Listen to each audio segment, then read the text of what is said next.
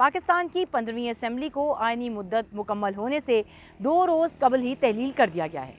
अब निगरान हुकूमत की तश्कील होगी और निगरान वज़ीर आज़म इसकी जिम्मेदारियां संभालेंगे। कौमी असेंबली की तहलील के बाद सेनेट अपना काम जारी रखेगी। आइंदा इलेक्शन तक मुल्क का कारोबार हुकूमत इसी तरह चलाया जाएगा।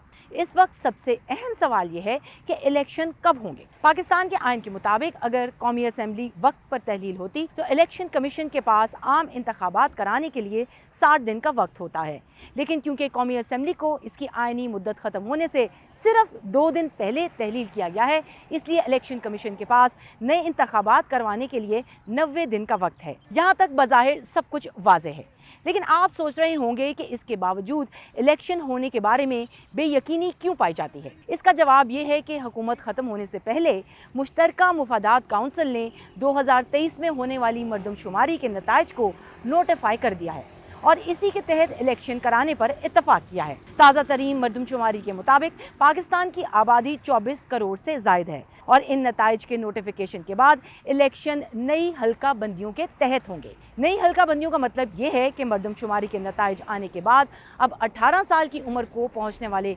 करोड़ों नौजवान अपना वोटिंग राइट इस्तेमाल करेंगे। नई हल्का बंदियों और इनसे मुताल्लिक मुमकिना एतराज़ात दूर करने के लिए कम से कम 4 माह मजीद दरकार होंगे, जिसका वाज़ेह मतलब यही है कि इलेक्शन रवां बरस अपने वक्त पर नहीं हो सकेंगे। इलेक्शन में इस ताख़ीर की वजह से नए सियासी मसाइल भी पैदा हो सकते हैं और ये भी मुमकिन है कि ये मामला भी दीगर आइनी मसाइल की तरह सुप्रीम कोर्ट चला जाए।